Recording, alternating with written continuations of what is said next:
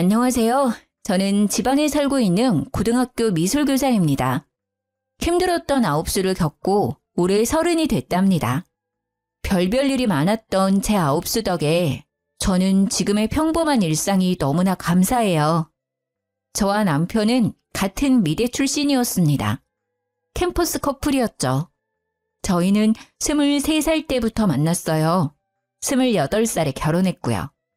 졸업 후 저는 미술교사가 됐고 남자친구는 미술학원 원장이 됐습니다.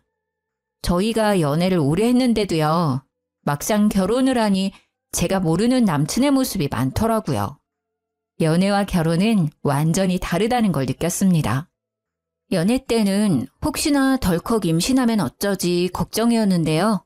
결혼하고부터는 애가 안 생겨서 그게 걱정이더라고요. 남편은 그런 저에게 늘 못마땅한 듯 말했어요. 임신이 안 되는 게 꼭 저만의 문제인 것처럼요. 이번에도 실패야? 남편은 그날따라 날카롭게 저에게 말했어요. 이 정도로 임신 안 될 수가 있나? 자기야, 아무래도 우리 병원 가봐야겠지? 뭔 소리야, 우리라니? 당연히 부부니까 함께 가야지. 뭐 내가 같이 가줄 수는 있는데 검사는 혼자 받아. 그게 무슨 소리야? 왜 나 혼자 검사를 받아? 난 문제 없으니까 너만 받으면 돼. 내 몸은 내가 제일 잘 알거든. 뭐야? 나 슬슬 기분 나쁘려고 그래? 문제는 나한테 있으니 나만 검사하면 된다는 말이잖아. 게다가 당신이 의사도 아니면서 병원 안 가보고 어떻게 하는데? 자기야, 내가 팩트를 말해줄게. 일단 기본적으로 네가 왜 임신이 안 되는지 알아? 네 스케줄이 너무 타이트하잖아. 바쁘고 피곤한데 자연 임신이 쉽게 되겠냐? 이제는 또 내가 바빠서 임신이 안 되는 거라고? 그래, 애가 너처럼 바쁜 사람한테 오고 싶겠냐? 너도 남들처럼 쉬엄쉬엄 일해. 그럼 애도 알아서 잘 찾아올걸? 아님 우리 애를 위해서 네가 학교를 그만두는 것도 난 나쁘지 않다고 생각해. 뭐 애 낳고 언제든지 내 옆에서 일할 수 있잖아. 내 옆에서 학원 일이나 도우면서 육아하면 돼. 이 남자가 미쳤나? 지금 뭐라는 거야? 내가 멀쩡히 다니는 학교를 왜 그만둬? 애 가지고 싶다며? 그러니까 네 말은 내가 학교를 그만둬야 임신이 된다는 거야? 당연하지. 아니면 너 뭐 다른 문제 있는 건가? 그럴 수도 있겠다. 뭐? 너 지금 되게 남 일처럼 이야기한다. 나 네 부인이야. 그런 식으로 이야기한다고? 그리고 내가 바빠서 그런 거면 내 동료 교사들도 다 임신이 안 돼야지. 왜 나만 안 돼? 말이 되는 소리를 해. 그리고 애가 안 생기는 건 여자만의 문제가 아니야. 부부의 문제지. 넌 항상 묘하게 내 문제라고 단정짓더라. 난 남들 일하는 만큼 일하고 남들만큼 운동하고 남들만큼만 취미생활해. 내가 바쁜 게 아니라 당신이 너무 게으른 거지. 운동도 안 하고 맨날 피곤해하는 게 누군데. 자기네 체력을 좀 길러.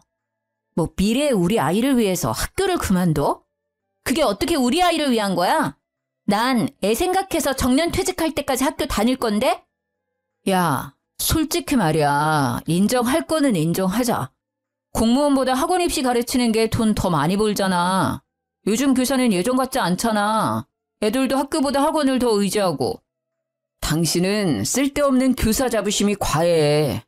하하, 자부심이 아니라 자존심인가? 기가 막혀. 나는 돈이 중요한 게 아니야. 너 나중에 우리 애한테도 그딴 식으로 말할 거야? 아, 애한테 엄마가 돈 때문에 교사 그만두고 강사 된 거야 하고 말할 거야? 그럼 애가 그 선택을 과연 기뻐할까? 나는 내가 이뤄낸 지금 이 자리 엄청 자랑스러워. 가만 보면 왜 툭하면 내 직업 가지고 시비 걸지? 너도 한때 학교 선생 꿈꿨던 사람이잖아. 알 거 아니야. 자존심이 아니라 학교에서 애들 가르치는 일 되게 보람차다는 거. 그리고 난 지금 환경이 좋아. 게다가 이것저것 따지고 보면 휴가나 보너스, 연금, 당연히 교사지. 어떻게 학원 강사가 더 낫냐? 너 말하는 꼬라지 보니까 미래가 딱 보여. 나중에 애 태어나면 애기야, 엄마는 선생이고 아빠는 강사 나부랭이야. 이럴 거지? 아빠 무시하는 엄마를 얘가 참 좋아하겠다. 왜 그렇게 자꾸 비꼬는데? 너는 그냥 강사 아니고 원장이잖아. 그리고 강사가 뭐 어때서? 난 강사를 무시하는 게 아니라 네가 굳이 교사랑 비교하니까 사실을 말한 거야. 난 입시미술학원 선생도 중요하고 학교 교사도 중요하다고 생각해. 각자마다 역할이 있는 거잖아. 항상 먼저 무시하는 건 내가 아니라 네 쪽이야. 그리고 내가 교사를 그만두면 임신될 거라는 헛소리도 좀 그만해. 지긋지긋하다. 남편한테 한 번을 앉으려고 해. 그래, 너 잘났다. 나야말로 지긋지긋하다. 너 말하는 거 들어보면 말이야. 임신에 대한 걱정을 하는 게 아니라 그냥 내가 교사인 게 마음에 안 드는 사람 같아. 그렇게 남편과 대판 싸웠는데요. 얼마 지나지 않아 시모가 전화가 왔어요. 연애 때는 그러지 않았는데 결혼하고부터는 무슨 일만 생기면요. 쪼르르 시모 찾아가서 이르더라고요. 예, 너 또 우리 아들 무시했냐? 어머님, 제가 남편 무시한 게 아니라요. 넌 어디서 배운 버리장머리니? 어디 시엠이 말하는데 말을 잘라먹냐? 그리고 감히 귀한 우리 아들을 매번 무시해? 네가 그렇게 잘났냐? 제가 반응이 없자 시엄마는 소리를 지르더라고요. 대답 안 하냐? 귀가 먹었어? 네, 어머님, 듣고 있어요. 내가 항상 말하잖냐. 애 앞에서 그놈의 교사 자랑질 좀 그만하라고. 너 내 아들 임용고시 힘들게 준비하다가 포기한 거 그새 잊었냐? 그 시절 옆에 있던 네가 제일 잘 알면서 어떻게 부인이라는 게 남편 마음을 그렇게 못 헤아려. 아이고, 심성이 그렇게 나쁘니 애가 쉽게 생길 리가 있나. 아유, 애도 못 낳는 게 무슨 선생이라고 유세를 떨기는. 솔직히 말해서요. 남편은 제가 임용고시 준비할 동안 항상 놀러 다녔거든요. 제가 봤을 때 죽을 만큼 열심히 하진 않았단 말이에요. 오히려 힘들게 공부해서 선생 된 건 저예요. 그래서 더더욱 저는요. 제게 쉽게 선생 그만두라 말하는 남편에게 화가 났죠. 제가 얼마나 울면서 공부했었는지 제일 잘하는 사람이니까요. 어머님, 정말 무슨 말씀을 그렇게 섭섭하게 하세요. 아들만 중요하고 며느리는 안 중요하세요? 제 말은 들어보시지도 않으시군. 아니, 그이가 항상 저 때문에 임신 안 된다고 세상에 학교를 그만두라잖아요. 저도 힘들게 공부해서 붙은 거 어머니도 아시잖아요. 그런데 제가 어떻게 그 사람한테 좋게 말해요. 게다가 어머니께서도 지금 제 문제라고 단정 지으시는데요. 아직 저희 병원도 못 가봤어요. 저희 아직 검사도 안 했다고요. 저 혼자만의 문제가 아닐 수도 있어요. 무엇이라? 그럼 내 아들한테 문제가 있다 이거냐? 어디 네 하자를 하늘 같은 서방한테 덮어 씌우려 해? 아주 남편을 이겨먹으려고 하는 것도 모자라서 네가 시어머니까지 능욕하고 있구나. 어머님, 어머님은 어떻게 장담하세요? 아직 검사도 안 받았는데 왜 저만 매번 구박하시냐고요. 저 이번에는 진짜 그이랑 같이 검사 받을 거예요. 그러니까 걱정 이제 그만하셔도 돼요. 남편하고 알아서 해결해 볼게요. 참나, 고집하고는.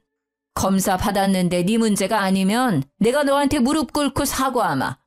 그건 즉 그럴 일은 절대 없다는 거지. 남편은 자기가 왜 그런 검사를 받아야 하냐고 싫다 했어요. 싫어. 보나마나 네 문제인데 왜 나한테 그래.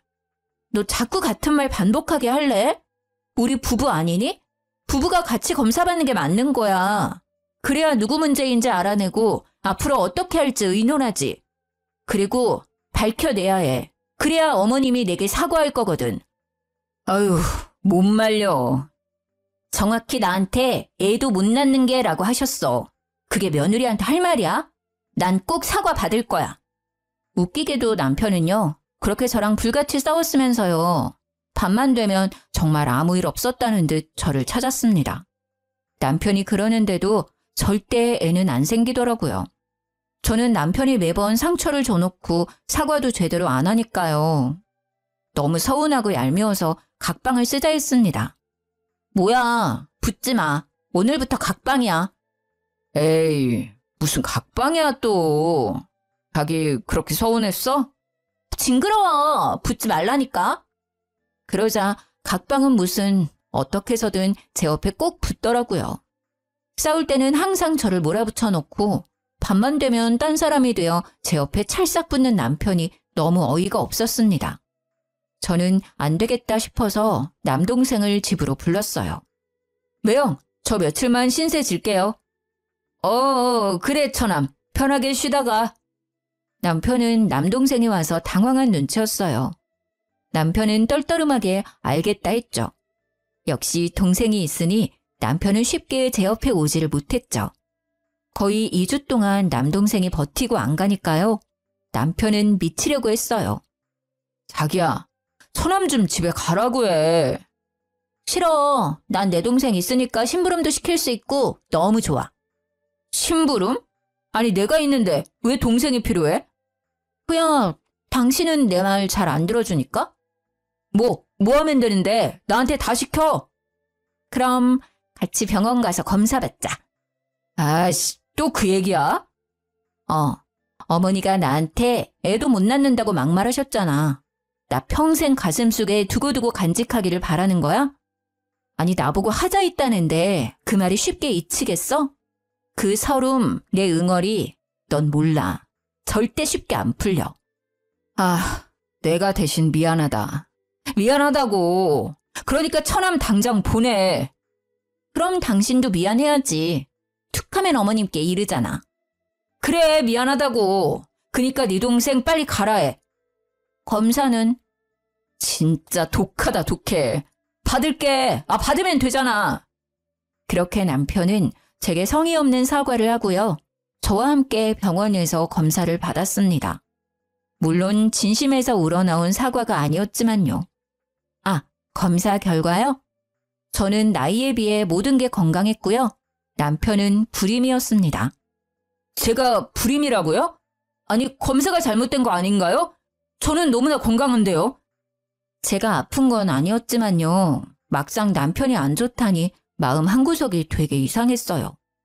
그리고 우리는 아이를 쉽게 가질 수 없겠구나 싶었죠. 결과를 알게 된 제가 표정이 안 좋으니까요. 남편은 그동안 오해해서 미안했다고 싹싹 빌더라고요. 시모는 남편에게 듣고도 제게 사과를 안 하더군요. 그러다 시모는 제게 거의 애원하듯 부탁했습니다. 얘야, 다른 식구들한테는 말이다. 내 아들 불임인 거 절대 알리면 안 된다. 네 남편이 얼마나 미운이 안 살겠어. 내가 그동안 정말로 미안했다. 시모는 약속했던 무릎은 꿇지 않았어요. 영 시원찮은 사과였지만요. 그래도 사과는 받았기에 서운함이 수그러들더라고요. 제 남동생이랑 저는 나이 차이가 많이 나요. 제가 30대고 동생은 20대요. 동생은 대학생이지만 컴퓨터 프로그래밍 개발자로 일찍부터 돈을 벌었습니다. 그래서 저보다 모은 돈이 많았어요. 남편은 동생이 쓰는 전자기기 같은 걸 보고 항상 부러워했어요. 무선 헤드셋이나 노트북 같은 거요. 당연히 동생은 업무랑 관련된 거다 보니까 최고 사양인 것들만 썼죠. 그래서인지 남편은 툭 하면 말했어요. 저남 너무 경제 개념이 부족한 듯 싶어. 갑자기 무슨 소리야? 걔가 우리보다 경제에 빠삭한데? 자기가 몰라서 그래. 걔는 미국 경제까지 빠삭해. 그래? 처남 진짜 잔뜩 겉멋만 들었네. 아니 지금 처남이 20대 초반이잖아. 어려서 너무 소비 자제도 못하는 것 같아. 저렇게 막 쓰고 다니면 어떻게 돈을 모으지? 내 동생이 언제 돈을 막 쓰고 다녔는데? 아니 보면 항상 전자제품이 다 바뀌어 있잖아. 자기는 둔해서 그런 거 몰랐지? 처남 스마트폰도 바꿨던데? 내가 알기로는 노트북도 바꾼 지 얼마 안 됐을 텐데. 처남이 가진 전자기기 값 다 합치잖아? 그럼 차 한 대 값일걸? 벌써 씀씀이가 저러면 나중에 더 큰일 나. 그리고 가끔은 우월감에 빠진 얼굴이 솔직히 건방스럽게도 느껴질 때 있어. 야, 말 가려가면서 해. 너 지금 내 앞에서 내 동생 험담하는 거야? 에이, 뭔 소리야. 험담이라니. 가족으로서 걱정돼서 말하는 거잖아. 진짜 이제는 한 가족이니까 말하는 거야. 남이었으면 이렇게 말도 안 해. 그냥 뒤에서 씹고 말지. 전자기기는 내 동생이 일할 때 필요하니까 바꾸는 거야. 아니, 내 동생이 명품을 밝혀? 아님 술 먹고 놀러를 다녀. 전자기기 말고는 돈도 안 쓰거든? 소비가 아니라 투자라고. 그리고 자기가 버는 능력껏 소비하고 있는 거니까 네가 괜히 사서 걱정하지 마. 방금 너 되게 꼰대 같았어. 야, 남편 보고 꼰대라니. 당신이 누나라면 지금부터라도 남동생 돈 관리 도와줘야지. 나중에 말이야 혹시라도 처남이 돈 없다고 누나한테 빌려달라고 하면 어쩔 건데? 사유에 따라 빌려줄 수도 있고 안 빌려줄 수도 있겠지. 그니까 그런 일이 벌어지지도 않았는데 왜 네가 사서 걱정이냐니까? 빌려도 너한테 안 빌려. 나한테 빌려달라 하겠지. 난 네 남편이니까 당연히 이런 걱정을 할 수밖에 없잖아. 돈 빌려주는 거 난 절대 반대야. 아무리 처남이라도 말이야. 가족끼리 돈 가지고 장난치는 꼴 못 봐? 자기 되게 웃긴다. 내 동생 지금 아무것도 안 했는데? 왜 자꾸 만약의 상황을 만들어서 애를 후려쳐? 참나, 내가 또 언제 그랬다고. 항상 자기는 동생 얘기에 과하게 예민하더라. 당연하지. 내가 아들처럼 키운 동생이니까. 그렇게 너무 감싸고 돌지 마. 버릇 안 좋아져. 네가 그렇게 내 동생 은근히 욕하니까 나 갑자기 궁금하다. 그러는 너는 돈 관리 잘하고 있어? 사실 난 내 동생보다 자기가 더 걱정이거든. 내가 너 저축하는 것부터 한번 봐줄게. 뭔 소리야. 난 알아서 하지. 나이가 몇 갠데. 저는 당황하는 남편의 얼굴을 보자 속으로 웃음이 났어요. 왜 당신은 나한테 항상 숨겨? 숨기다니 뭘? 난 알아서 잘하고 있어. 그러니까 잘하고 있는 거 나한테 자랑 좀 해봐. 당신은 나 돈 관리 어떻게 하는지 안 궁금해? 우리는 애초에 생활비 각출해서 쓰기로 했고 나머지는 결혼 전에 터치 안 하기로 했었잖아. 부부끼리도 지켜야 할 선 있잖아. 터치 안 하기로 했으면서 갑자기 말 바꾸는 거야? 그러니까 부부끼리 지켜야 할 선 있는 것처럼 말이야. 남매도 그런 거야. 처남과 매형 사이는 더더욱 그런 거고. 앞으로 내 동생한테 신경 꺼. 나도 간섭 안 하는데 왜 당신이 내 동생을 터치를 하려 해? 남편은 그제서야 알았다고 입을 삐죽거렸죠. 물론 그 뒤로도요. 남편은 제 동생을 걱정하는 척하며 은근 험담을 했습니다. 그러다 남동생한테 문자가 왔어요. 누나, 좀 만날 수 있어? 그 문자는 평소랑 사뭇 다른 분위기였어요. 사람의 감이라는 건 참 웃겨요. 저는 무슨 일이 일어났다는 걸 단번에 알아챘죠. 뭔 일이야? 빨리 말해. 너 때문에 학교에서 아주 궁금해 죽는 줄. 누나, 잠시만 마음의 준비를 좀 해봐. 무슨 말을 하려고 그렇게 뜸들여? 마음의 준비씩이나 해야 해?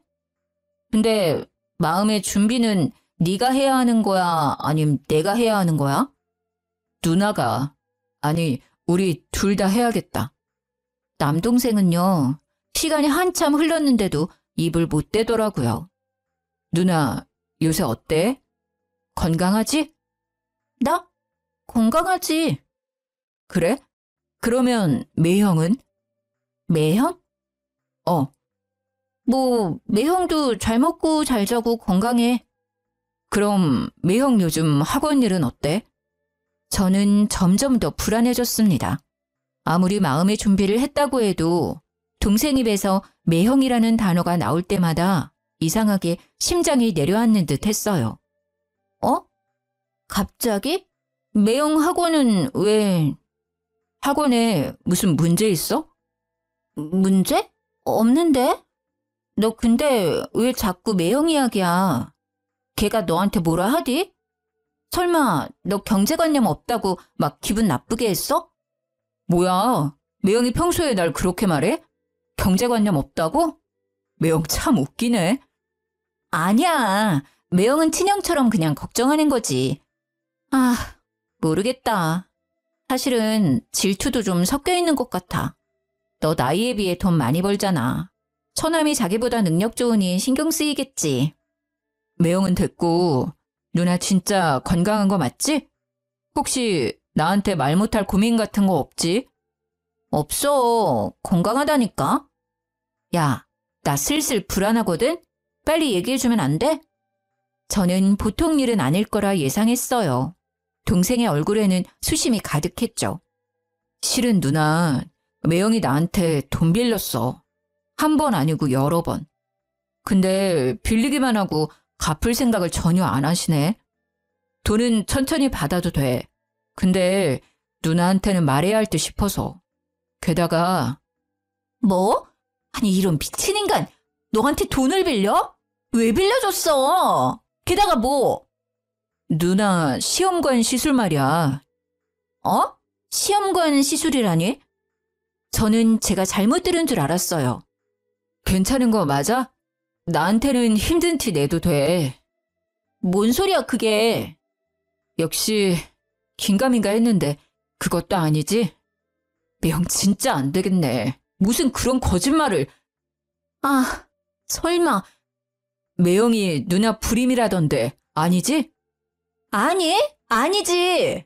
근데 뭐 불임은 맞기는 해. 나 말고 네 매형이 불임이래. 그건 또 그거대로 충격이네. 아무튼 매형이 나한테 빌린 돈 말고도 여러 번 돈 받아갔어. 누나 병원비로 쓴다고. 뭐? 그건 또 뭔 소리래? 누나 시험관 시술 준비한다잖아. 그 소리에 내가 어떻게 돈을 안 줘. 나 놀라서 혼자 얼마나 울었는데 다 거짓말이었다니. 진작 누나한테 물어볼걸. 누나 힘들까봐 못 물어봤었거든. 매형은 어쩜 그런 거짓말을 눈 깜빡 안 하고 치지? 나 좀 소름 돋는다. 누나가 티는 안 내도 매일 주사 맞고 힘들어한다 했거든. 그리고 누나 불쌍하니까 아는 척하지 말라고 그랬어. 돈 주면서도 한편으로는 찜찜하고 이상했거든. 근데 처음에는 슬퍼서 판단력이 흐려졌었어. 그러다 해맑은 누나 얼굴 보는데 바로 정신이 들더라. 병원 다니는 사람처럼 안 보였으니까. 도대체 너한테 돈을 얼마나 뜯어간 거야? 아니 걔는 돈을 다 어디 쓴 거야? 아, 내가 대신 미안해. 매형 학원도 문제 없다며. 그럼 내 생각인데 매형 아마 코인이나 주식하는 것 같아. 나한테 엄청 자주 이야기했었거든. 코인이랑 주식하면 자기 추천 좀 해달라고 말이야. 미안해. 진짜 미안해. 누나가 진짜 면목이 없다. 너네 매형, 아니 그놈이 이때까지 너한테 받아간 돈 얼마인지 말해줘. 누나가 당장 돈 보내줄게. 아니야. 누나가 왜? 주더라도 매형이 줘야지. 근데 사람이 무슨 거짓말을 해도 그런 거짓말을 하냐? 저는 동생에게 너무 미안했어요. 빌린 돈이 합치면요. 4천만 원이 훌쩍 넘더라고요. 저는 집에 가자마자 남편 따귀를 날렸습니다. 라면을 먹고 있던 남편은 자리에서 벌떡 일어났죠. 야, 너 드디어 돌았냐? 지금 내 뺨 날린 거야? 와, 밥 먹을 때는 개도 안 건드린다는데 너야말로 진짜 돌았구나. 너 무슨 생각으로 내 동생 돈 빌렸었어? 뭐? 돈을 빌리다니 무슨 돈? 남편은 당황해서 사례까지 들려놓고는 모르는 척 잡아뗐어요. 나 현이한테 다 듣고 왔으니까 숨길 생각 말고 빨리 풀어. 얼른! 그렇게 남편에게 따져 물으니 진짜 코인이랑 주식이 원인이었습니다. 저는 온몸이 바들바들 떨리기 시작했죠. 뭐가 어째? 너 진짜 미쳤지? 그래놓고 이때까지 내 동생 씀씀이를 운운한 거야? 감히 처남돈으로 장난질해? 그리고 뭐? 나 시험관 시술한다고? 참나, 그때 아기 안 낳기로 마무리했었잖아. 그런 식으로 거짓말하면 재밌니? 재밌어? 미안해. 내가 입이 10개라도 할 말이 없다. 근데 말이야, 처남은 나한테 그 정도 빌려줘도 아무 문제 없잖아. 돈 많지 않아? 여유가 되니까 맨날 과소비하는 거잖아. 누나네 가족 좀 도와주면 덧나냐? 입이 10개라도 할 말이 없으면 다물어. 다물라고! 아니 이 인간이 아직 정신 못 차렸네. 너 당장 내 동생한테 빌린 돈 이자까지 쳐서 입금해. 지금 당장? 못해. 왜 못해? 없으니까. 나 진짜 지금 돈 없어. 뭐? 그게 무슨 소리야? 이미 남편의 수중에는 남은 돈이 없었습니다. 남편은 그동안 미술학원 하면서 모은 돈은 물론 젊을 때부터 알바하면서 모았던 돈을 다 쓴 상태였어요. 그것도 모자라서 어린 제 동생 돈까지 손댄 거였어요. 저는 남편이랑 더 이상 말할 것도 없이요. 당장 남편이 쓴 돈 받으러 시댁에 찾아갔습니다. 아버님, 어머님, 저 이 사람이랑 이혼하겠습니다. 너 갑자기 찾아와 그게 무슨 뚱딴지 같은 소리야? 어머님은 내 등짝을 찰싹 때리셨습니다. 아가, 일단 앉거라. 무슨 일인지 차근차근 말해보거라. 아버님은 상황은 모르셔도 먼저 저를 진정시켰어요. 아버님, 그게 이 사람이 글쎄요. 여보, 제발. 내가 잘못했어. 내가 어떻게 해서든 다 해결할게. 제발 아버지한테는 말하지 말아줘. 남편은 쥐뿔도 해결할 능력 없으면서 시아버지한테 혼날까봐 무대포로 애원하더라고요. 저는 아랑곳하지 않고 시부한테 말했어요. 아버님, 저 임신이 너무 안 돼서요. 얼마 전에 남편이랑 병원 가서 검사 받았습니다. 불임이더라고요. 저 말고 남편이요. 근데 세상에 제 동생한테는 저 불임이라 속이고요. 돈까지 주기적으로 뜯어냈어요. 저 시험관 준비하는데 돈 좀 보태라고요. 나이 어린 처남한테 부끄러운 줄도 모르고요. 돈 빌린 거랑 병원비라고 속여간 돈들 합치면 4천만 원이 훌쩍 넘습니다. 어떻게 인간이 저러죠? 저 동생 보기 너무 창피하고요. 이 사람이랑 이혼할 겁니다. 신뢰가 다 무너져 버렸어요. 지금까지 모아둔 돈들도 전부 날렸대요. 저는 화가 나서 울부짖었죠. 시댁 식구들은 시모 빼고 다 놀랐어요. 알고 보니 시댁에서도 제가 불임인 줄 알고 있더라고요. 남편은 아버님께도 돈을 받아갔었나 봐요. 제가 불임으로 힘들어한다는 핑계로요. 너 아무리 그래도 시아빠 앞에서 꼭 이렇게까지 해야겠니? 그 와중에도 시모는 저를 못마땅하게 노려봤어요. 자기 아들 잘못은 보이지도 않았나 봐요. 그러자 시아빠는 시모에게 소리를 빽 지르더군요. 당신은 당신 아들이나 혼내야지. 왜 며느리한테 감히 소리쳐? 아들 잘못 키운 것도 미안해 죽겠는데 당신까지 이래야겠어? 너 이놈아, 네가 단단히도 돌았구나. 뭘 어디서 잘못 처먹었어? 호적 파이고 싶냐? 와이프 가지고 이것저것 잘도 장사질했구나. 심지어 아픈 건 너면서. 이 여편네야, 당신도 미쳤어? 애매라는 사람이 다 알고 있으면서 말이야. 어딜 감쌀 게 없어서 저딴 걸 감싸고 있어? 아버지, 제가 잘못했어요. 제발요, 한 번만 용서해 주세요. 저 다시는 안 그럴게요. 남편은 시부의 바짓가랑이를 잡고 싹싹 빌었어요. 시모 역시요. 아이고, 여보, 잘못했어요. 다시는 안 그럴게요. 한 번만 봐줘요, 예? 그때 시부는 갑자기 제 앞에 무릎을 꿇으셨죠. 아가, 본의 아니게 상처 줘서 미안하다. 제발 나를 봐서라도 한 번만, 이번 딱 한 번만 용서해주면 안 되겠니? 내 2번 다시는 이런 일 없도록 하마. 네 남편에게 한 번만 기회를 주면 안 되겠니? 어렸을 때부터 만났으니 네가 얘를 제일 잘 알지 않니? 어? 시부의 말을 듣고 연애 때부터 지금까지 세월이 짧게나마 제 눈앞을 지나가는 듯 했어요. 무조건 돈 받고 이혼할 거라 굳게 다짐했었는데요. 그렇게 시댁까지 찾아온 거였는데요. 순간 엄청 흔들렸죠. 제가 힘없이 주저앉아 우니까요. 남편도 이제야 정신을 차린 듯 울면서 사과하더라고요. 잘못했어, 여보. 다시는 안 그럴게. 내가 잠깐 뭐에 홀렸었나 봐. 저는 바보같이 남편에게 한 번 기회를 더 줬습니다. 동생 돈은요, 시부가 일부분 먼저 갚아주셨고요. 시부가 남편 미술학원 보증금을 해줬었는데요. 미술학원 문을 닫고 그 보증금으로 나머지 빌린 돈도 갚았습니다. 남편은 이미 학원 강사들 월급도 밀린 상태였더라고요. 그래서 시부는 고민도 없이 학원 접으라 하셨죠. 그렇게 모든 걸 원상복귀하고 남편이 이제는 철이 들지 않을까 기대했어요. 20대부터 자기가 일군 일터를 잃은 남편은요, 의외로 씩씩하게 잘 버텼어요.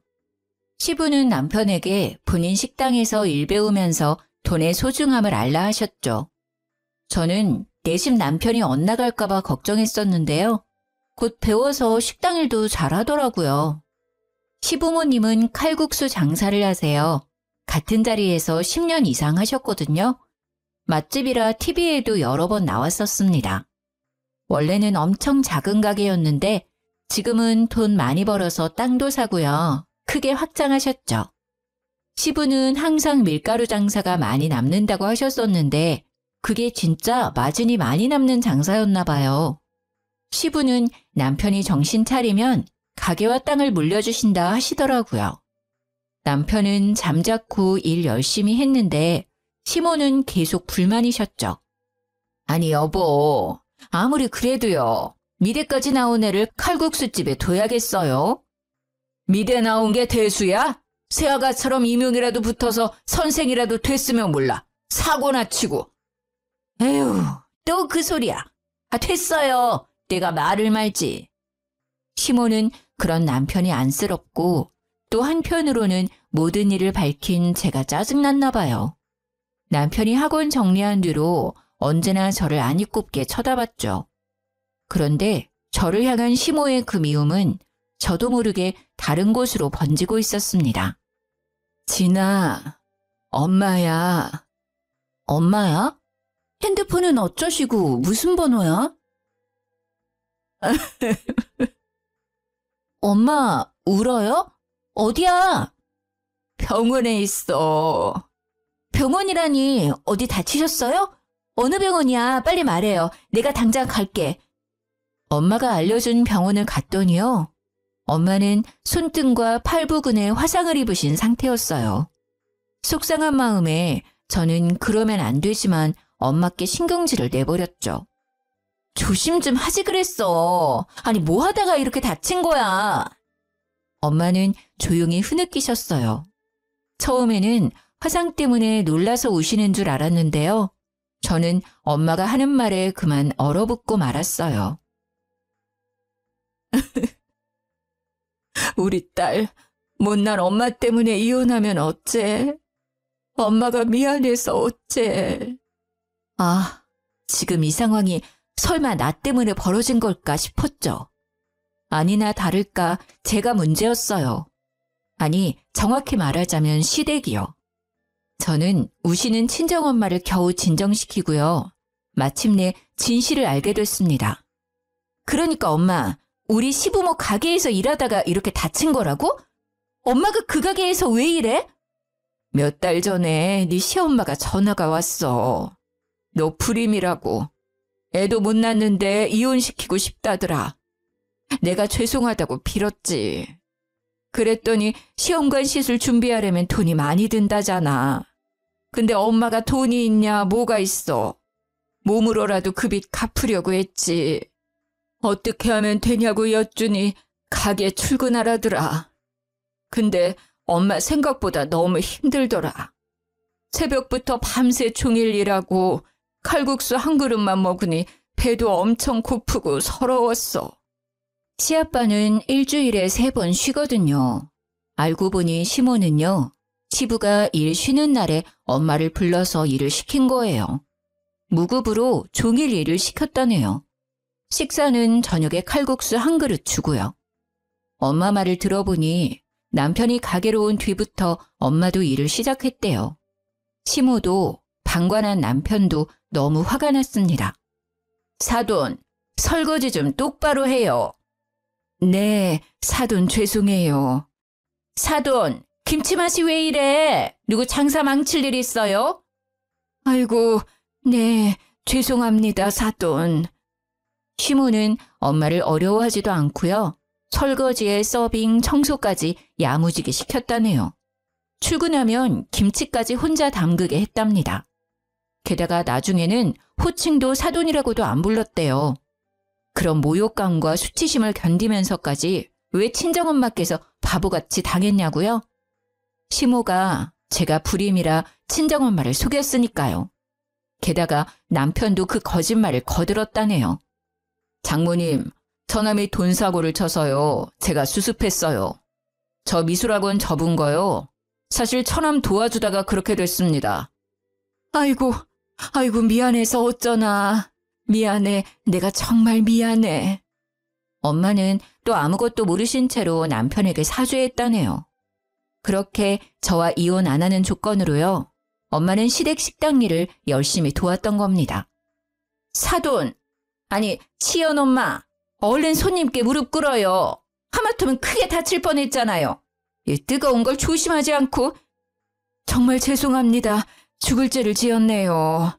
죄송합니다. 제가 눈이 잘 안 보이는 데다가 갑자기 빈혈기가 돌아서요. 조용히 하고 얼른 사과나 하세요. 아니요, 사장님, 저는 괜찮으니 그쯤 해주세요. 어머님, 괜찮으세요? 어머, 손 많이 다치신 것 같아요. 어떡해요? 병원에 빨리 가보세요. 시모가 난리치자 오히려 손님이 엄마 걱정을 더 해주셨대요. 아니 진짜 딸내미는 토서 뭐예요? 아니 선생이면 뭐해? 애꾸는 엄마 눈도 안 고쳐주고 남의 장사 다 말아먹을 일 있나? 저희 친정엄마께서는요. 후천적인 이유로 한쪽 시력을 잃으신 상태거든요. 그래서 가끔 중심 잃을 때가 있으세요. 때문에 식당이라는 건 매우 위험합니다. 남편도 당연히 그 사실을 알고 있었고요. 안 그래도 엄마는 눈이 불편한데 하루 종일 굶기고 일을 시키니 빈혈까지 생겨서 사고가 난 거예요. 서빙하다가 그만 중심을 잃어버린 거죠. 그러면서도 엄마는 손님한테 피해갈까 봐요. 그대로 자기 품에 칼국수를 부은 거예요. 엄마 손은 뜨겁게 타들어가는데 시모라는 사람은 손님 앞에서 무릎 꿇게 하고요. 애꾸눈이라고 모욕감을 준 거였죠. 게다가 전화랑 가방도 못 챙긴 엄마한테 한 말이 가관이었어요. 내일 일하려면 버스 타고 얼른 병원 가요. 시모는 조금도 친정엄마를 걱정해주지 않았어요. 택시는커녕 버스 타고 가라고 얼굴에 1,000원짜리 한 장을 던져줬다고 합니다. 요새 1,000원으로는 버스도 못 타잖아요. 엄마는 다시 가게에 들어갈 수도 없어서요. 근처 병원을 찾다가요. 물어서 병원을 찾아갔대요. 그렇게 화상 입은 상태로 1시간 정도 헤맸다더라고요. 그 와중에도 저랑 제 동생 생각에 세상이 무너진 마음이셨대요. 저는 물상식한 시모와 모든 걸 방관한 남편에게 참을 수 없는 분노를 느꼈습니다.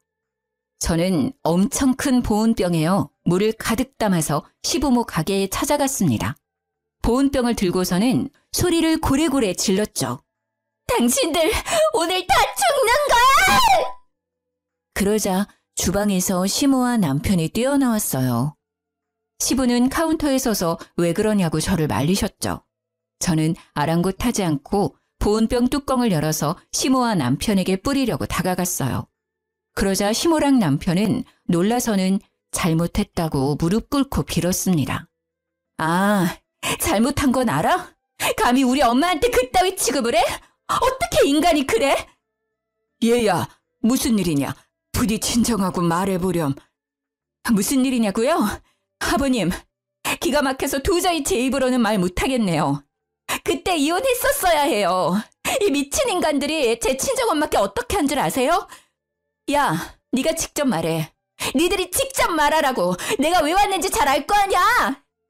시모와 남편은 쭈뼛거리며 이때까지 있었던 일을 말했죠.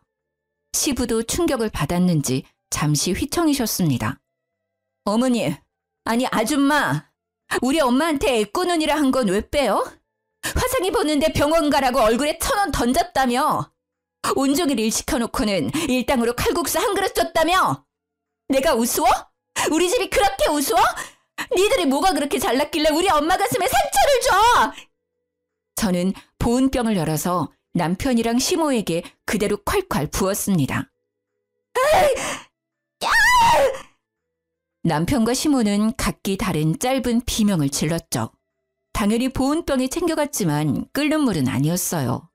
정신 차리라고 얼음물을 챙겨왔었죠. 시모는 그게 뜨거운 물이 아닌 걸 알고는요.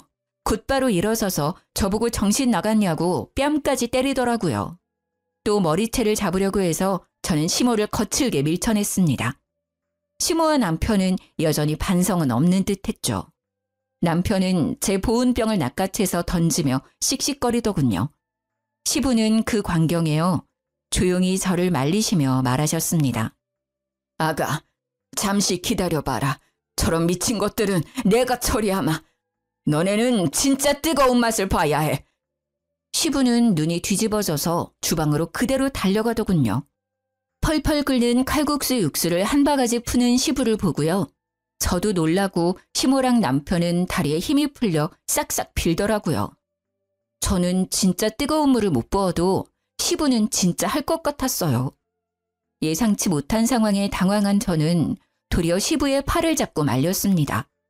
덜덜 떨던 남편과 시모는요, 바닥에 납작 엎드려 제게 사과하더군요. 시부는 자기가 어떻게 하면 좋겠냐고 면목이 없다 하셨어요. 저는 이제는 정말 이혼하고 싶다고 울어버렸죠. 그리고 친정엄마께 지금 이 모습에 배로 사과하라 했어요. 진심을 다해서요. 그리고 화상 치료 비용도 달라 했고요.